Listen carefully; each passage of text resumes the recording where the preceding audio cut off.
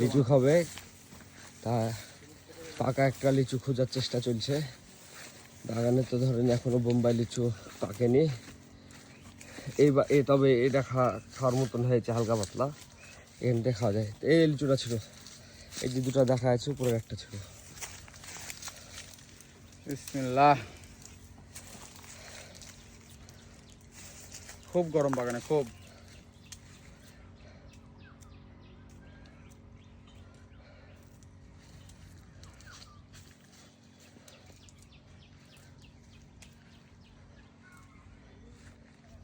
কেমন কেমন টক আছে যদিও, সত্যি মিষ্টি।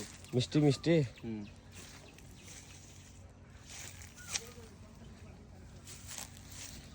দিক থেকে ছোট দিক থেকে আসো।